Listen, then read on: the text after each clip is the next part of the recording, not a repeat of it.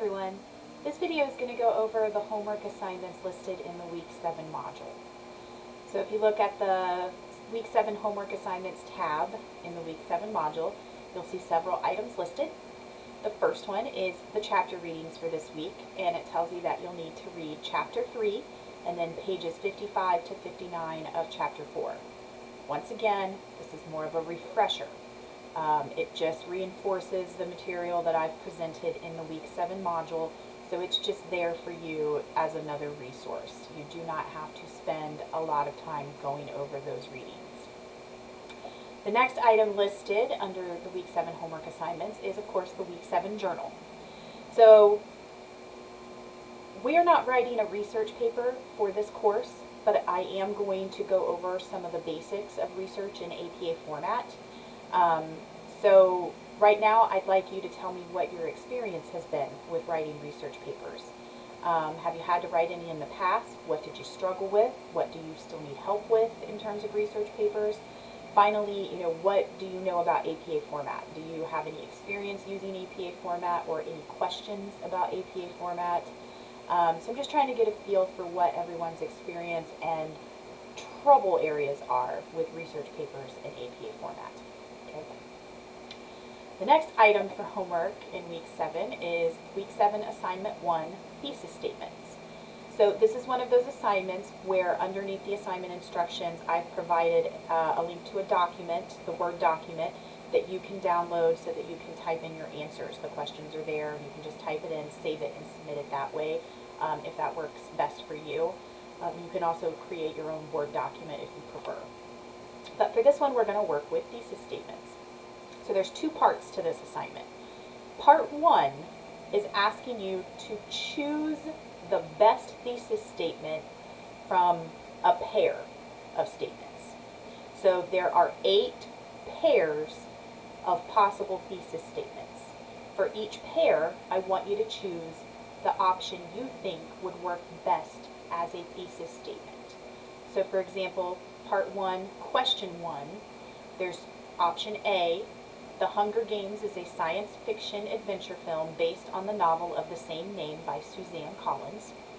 And option B, The Hunger Games is a morality tale about the dangers of a political system that is dominated by the wealthy.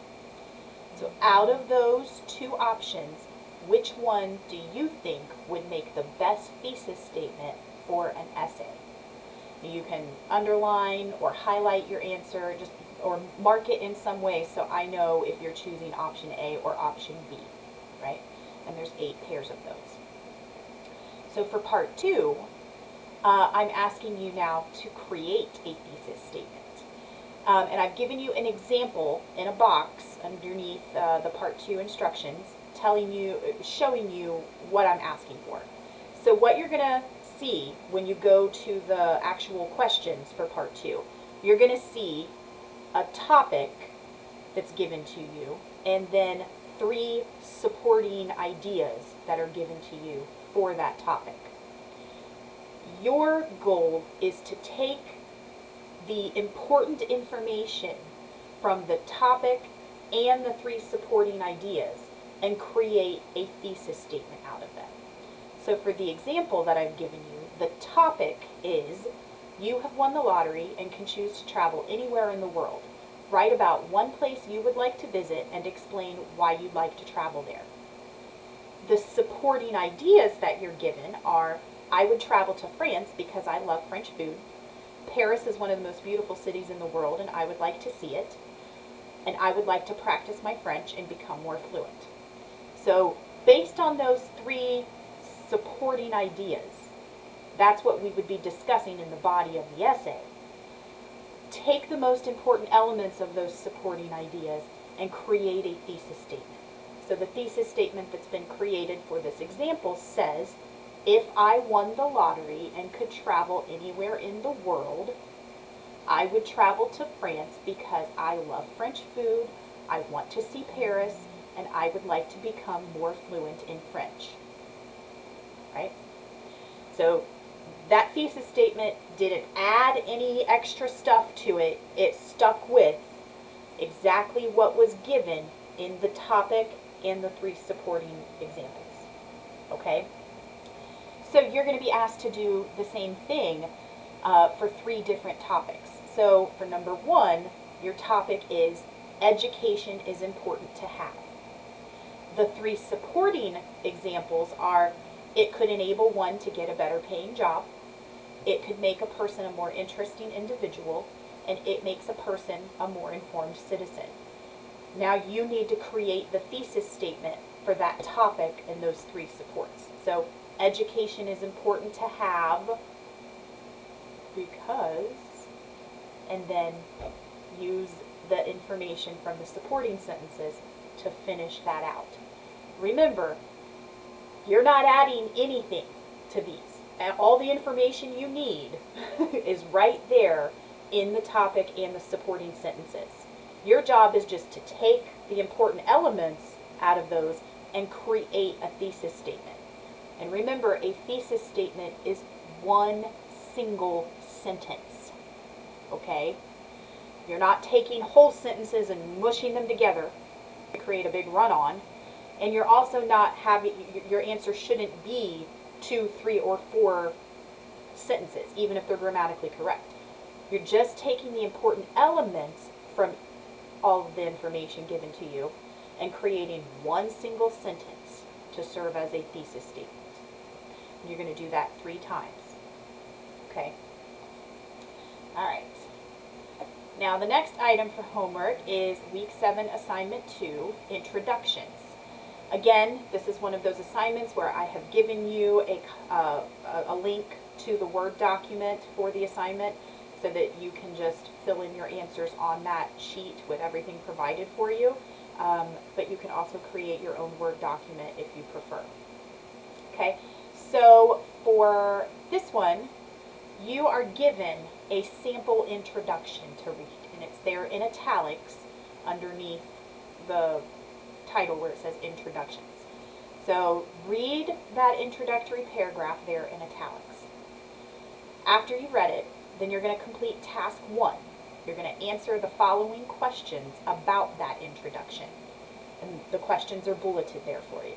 Is the opening statement interesting? Does it use an opening technique suggested in the writing introductions handout or in our textbook, either one? And does it include a thesis, the statement that tells us the central idea of the essay? So answer those questions about that introduction that's there in italics. For task 2, using what you've learned about effective introductions, try to revise that introduction, okay? Please keep in mind that a revision requires more than just rearranging the order of the sentences. That's not going to fix the problems that are there in that sample introduction. You can't just rearrange the order. Also, there's really no grammar and mechanics errors. We're not talking about editing and proofreading the paragraph. We're talking about revising it to make it a better, more functioning introductory paragraph. And just do your best. I know this isn't your topic. We don't have the rest of the essay to know what the author was going to do. But based on what we have, do your best to create an introduction that grabs the reader's attention, that logically moves us to focus on the topic, and that hopefully provides a thesis statement that tells us exactly what the rest of the essay is going to cover. I want you to stay as true to the original as possible, but you can kind of take your own path with it in a way, right? So don't go off into left field with it, but you can kind of take it in your own direction a little bit, all right? Just remember what an introductory paragraph is supposed to do, and do your best to revise that one that's there in italics. Remember, I grade based on effort, so don't stress out too much about it. Just do your best, okay? And then I will let you know in my feedback what you did well on and what you might still need to be aware of and work on when it's time to work on your own introductory paragraph for the final exam essay. Okay, so just do your best. The last item for homework in Week 7 is, of course, the Week 7 discussion, and this one is called To Peer Review or Not to Peer Review. So for this discussion, you're actually going to need to read an article first before you answer the questions. And I've given a link to the article to read it online, as well as a link to a Word document version of the article. And it's Why Students Hate Peer Review. All right, so I want you to read that, and then there are a series of questions to answer about it. So question 1 says, in paragraphs 1 through 4 of the article, Googler discusses the importance of peer reviews and summarizes some of the common complaints his students have had regarding previous peer reviews. And then the rest of the article outlines the method that Googler uses in his classes, specifically his use of something he calls a memo page and a feedback form, right? So that'll all make more sense once you read through the article. But he starts off talking about the importance of peer reviews and why students hate them. And then he goes into how he conducts peer reviews and why students seem to have more success and have a better experience with it because of his method. Okay, so for question 1, part A, what are your thoughts regarding the importance of peer reviews? B, do you have any prior experience with peer reviews? If so, describe your experiences. And I don't mean specifically, I just mean in general, what's your experience been? And if you don't have any prior experience with peer reviews, what do you think would be some of the pros and cons of participating in one? And then question C, do you think Googler's peer review methods would be effective? Why or why not? And then question 2, how might you envision a peer review being executed in an online course? Would you be comfortable exchanging papers with someone you won't necessarily see face to face? Do you think it would work better to download each other's essays and fill out a form, or maybe using smaller discussion forums where I assign, 3 or 4 students to this forum, they all exchange papers and give their feedback in the forum, and it would be with guided feedback forums. So it wouldn't just be, here's your peer's essay, read it and, let them know what you think. No, it's, here's your peer's essay, look at their introduction. Do they have an attention-grabbing technique? Do they have a thesis statement? Look at their body paragraphs. Do they have transitional topic sentences? Do their supporting examples make sense? Do they have enough supporting examples? Look at their cohesion. Are they guiding us through their thoughts? Do they have a concluding paragraph? So looking at the technical elements of the essay, not just, what grade do you think it deserves? That's not what a peer review is. I give the grade. It's really just, the peer review is to help each other. And a lot of students think, what's the use of doing a peer review? We're all in the same class, we're all in the same boat. How are they going to help me, or how am I going to help them?